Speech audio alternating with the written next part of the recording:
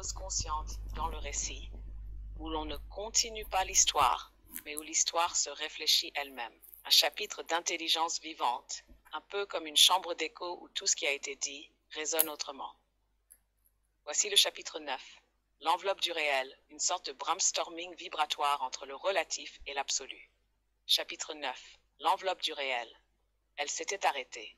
Pas pour s'arrêter, mais pour poser, respirer au cœur de ce qu'elle savait et de ce qu'elle ne savait pas encore. Tout était là, dispersé autour d'elle, comme les pièces d'un mandala en attente d'assemblage. Une âme, un corps, une vibration, un monde circulaire contenu, vivant, un champ magnétique. Un dôme, des symboles, des cycles, des nombres, un ego, un souvenir, une clarté, un soi encore sans visage, des ressentis, des intentions, des visions, des signes, des ponts, des silences. Elle comprenait qu'il y avait deux types de savoir. Le savoir relatif, celui qu'on observe, qu'on mesure, qu'on compare. Il construit les structures, il balise les chemins, il définit. Et le savoir absolu, celui qui ne se prouve pas, mais qui vibre. Celui qu'on reconnaît sans l'avoir appris.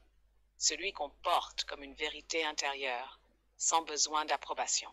Elle se rendait compte que tout son parcours jusque-là avait été une danse entre les deux. Chaque chapitre était un balancement. Chaque expérience venait avec sa version visible et son ombre invisible. Elle visualisa une trame, le sens des lames, autour des spirales, le corps comme une interface, le champ énergétique comme un souffle, les signes comme des nœuds d'information, les rencontres comme des activateurs, les souvenirs comme des cristaux de savoir. Tout ce qu'elle vivait n'était pas linéaire. C'est holographique. Le prologue contenait déjà la fin. Chaque image, chaque événement était une résonance d'un autre niveau. Rien n'était à part. Tout était entrelacé. Elle sentit que le récit qu'elle vivait n'était pas seulement le sien. C'était celui d'un archétype, le passage d'un être conscient à travers les couches du réel. L'âme qui descend, qui oublie, qui découvre, qui sent et qui commence à se souvenir de tout. Ce chapitre, elle ne le vivait pas pour avancer. Elle le vivait pour ancrer.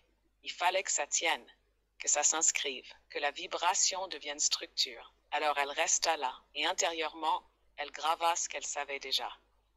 Je suis faite de mémoire et de promesses. Je suis traversée par les pôles, par les symboles, par le chant. Je ne suis pas ici pour comprendre. Je suis ici pour reconnaître ce qui vibre juste et m'en faire le corps. Veux-tu que le chapitre 10 reprenne à partir d'une impulsion extérieure, une rencontre, un événement, ou que ce soit une percée intérieure encore plus profonde?